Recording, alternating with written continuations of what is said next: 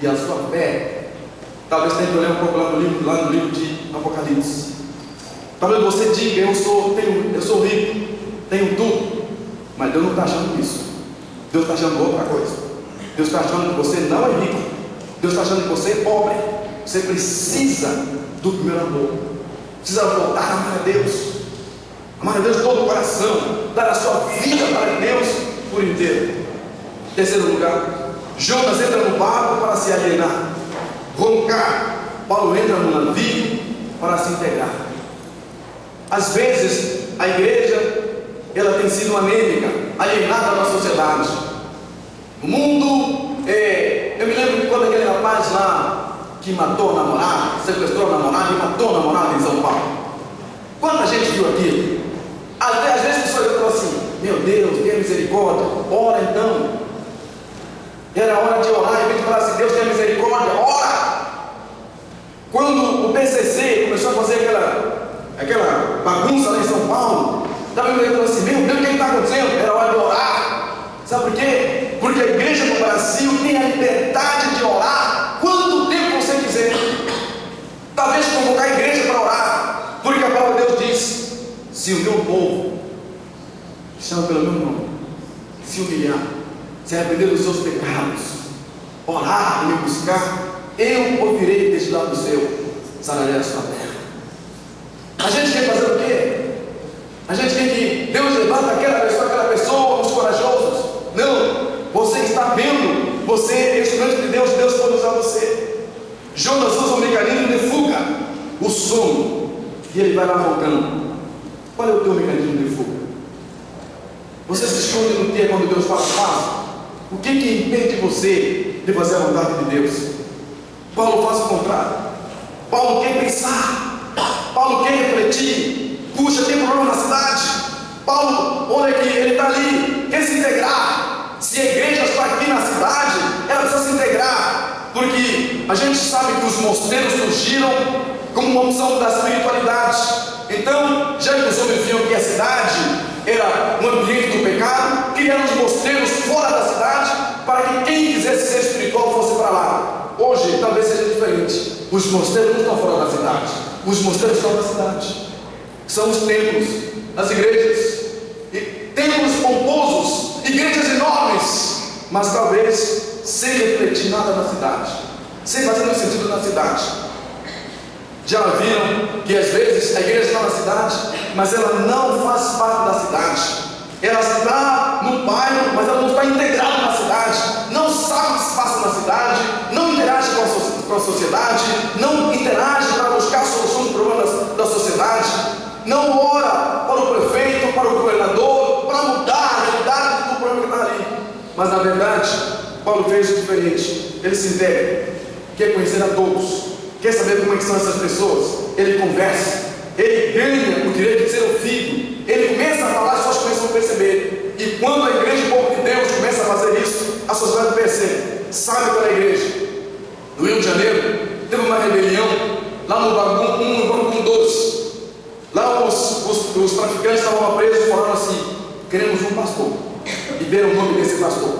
Esse pastor é o único no Rio de Janeiro que trabalha na favela. Esse pastor trabalha nas favelas, lá onde ele, assim como o irmão falou hoje, que tem um lugar lá onde o pessoal corta a cabeça lá da turma. No Rio de Janeiro tem lugares, os traficantes sequestram uma pessoa para poder matá-lo. Esse pastor, o trabalho dele é interceder diante dos traficantes para que não matem aquela pessoa que eles querem matar. É o trabalho dele. Quando houve rebelião lá no Bangu 1, Bangu 2, lá no presídio, os bandidos pediram: mande aquele pastor. Isso foi na televisão, não sei se você viu. Esse homem foi levado de helicóptero, foi levado até lá, e ele desceu do helicóptero, e a televisão, a Rede Globo, foi filmando aquela cena.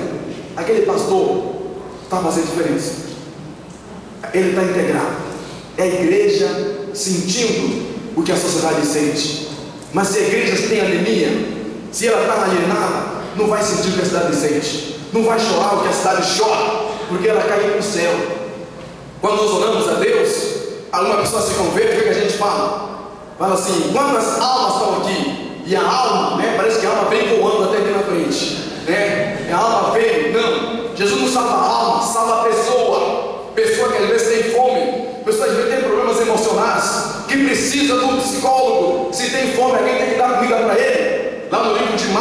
capítulo 5, Jesus passou na cidade de Gadara, tinha lá um jovem endemoniado. Quando esse jovem foi curado, foi livre dos seus demônios, o texto diz, ele foi curado, estava são, estava assentado e vestido em perfeito juízo. Quem que lhe deu roupa? Alguém que estava com Jesus deu roupa para ser a paz. E quando a gente fala de estar integrado na cidade, é exatamente isso.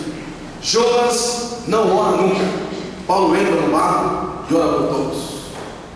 Talvez você não vai dar dinheiro, talvez você não vai para nenhum lugar, mas se você orar, Deus vai preparar você para usar a sua vida. Falta oração à igreja. O que faz o peixe fora da água sofrer não é a água, mas é porque o peixe está tão próximo da água que não consegue alcançar a água e ele fica se debatendo para ver se ele cai na água.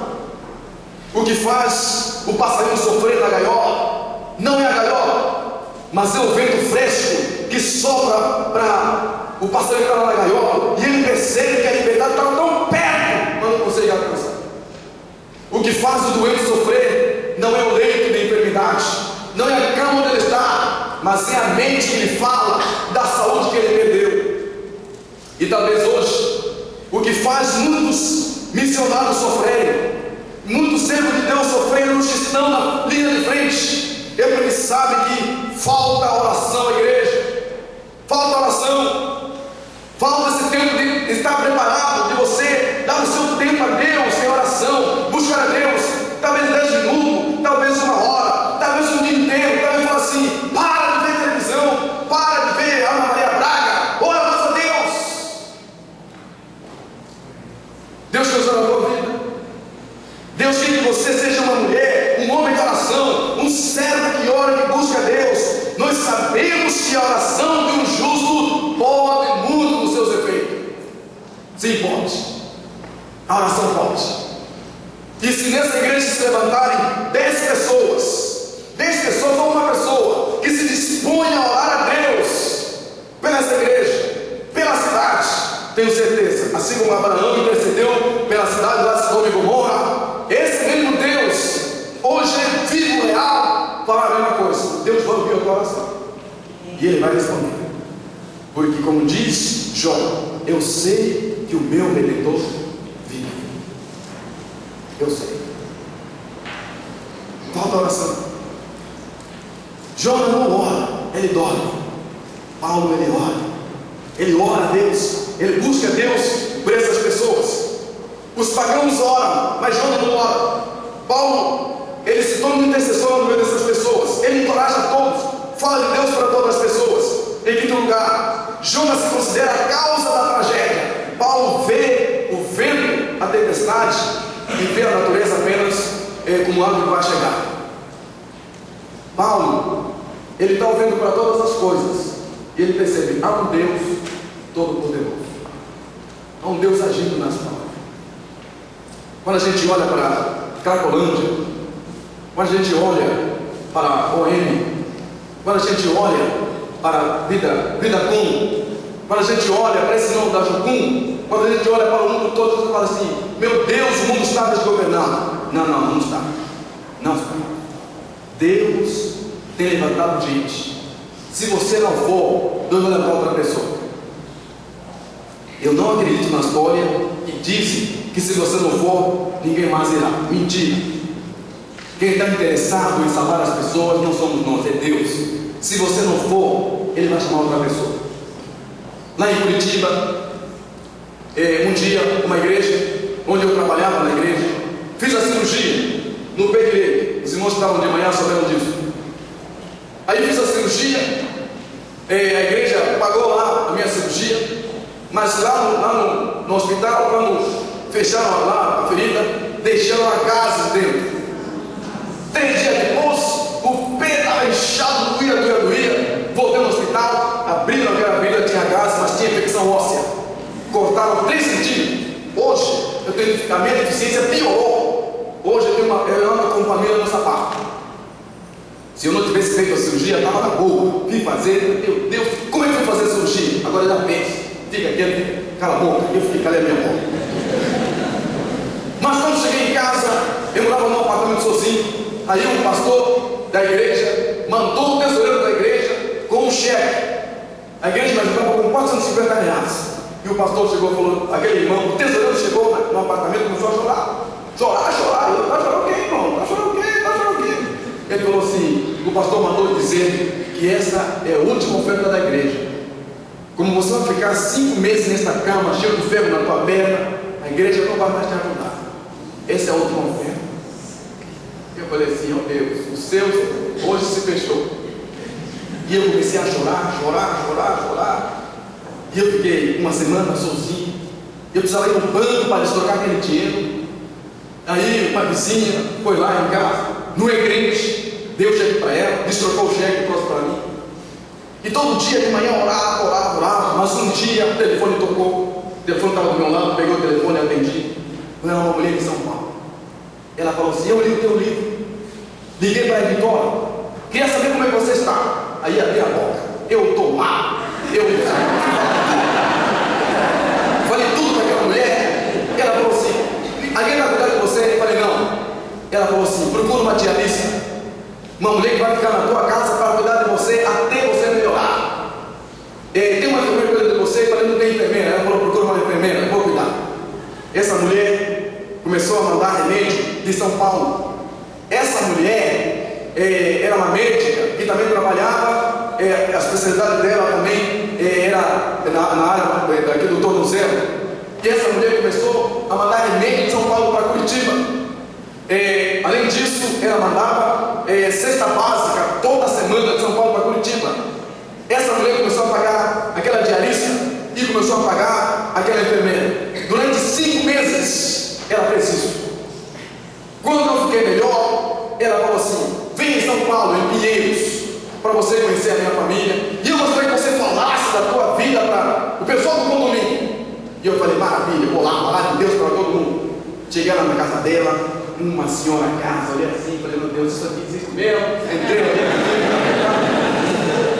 fizeram um churrasco, uma picanha, aquela que derrete só de colocar na boca. Pois é. Eu falei assim, graças a Deus, irmãos. Ela falou assim, por que você chama de irmãos? Eu falei, vocês não são de igreja? Ele falou, não. Eu falei, como assim? Eu já acredito em Deus aqui.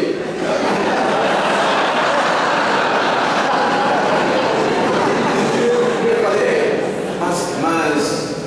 mas você me ajudou? Ela falou assim, eu falei pro meu marido, que ele vai achar que eu estou ajudando, vai achar que eu sou da igreja. Aqui ninguém é da igreja, eu não acredito em Deus, eu não sou de igreja, meu marido não é, meus filhos não. Só que você conta a sua história, e não vem falar de Deus aqui, porque ninguém acredita em Deus aqui. Aí eu falei assim, se eu não fosse crente, ia ser crente agora. Pois é. Naquele dia eu entendi uma coisa, quando Deus quer fazer, Ele vai fazer. Ele vai fazer.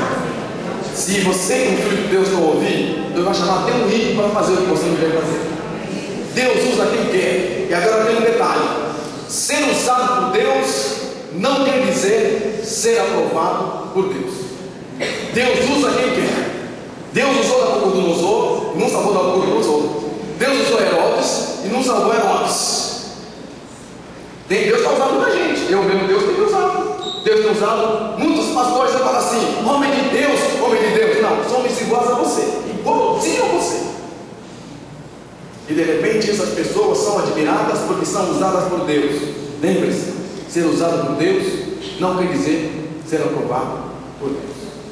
Irmãos, o tempo está rápido, eu vou terminar. Jonas quer ser jogado no mar. Paulo está apaixonado pela vida. Jonas quer morrer. Ele não quer fazer vontade de Deus. Ele quer morrer mesmo. Paulo quer fazer vontade de Deus. Jonas quer morrer. Prefere morrer a obedecer. Ele foge de Deus. Ninguém pode fugir de Deus. Mas Paulo está disposto a morrer para cumprir cabalmente seu ministério. No livro de Apocalipse, no capítulo 3, Jesus faz uma advertência à igreja. A igreja de Esmirna diz assim: você vai ser atribulado.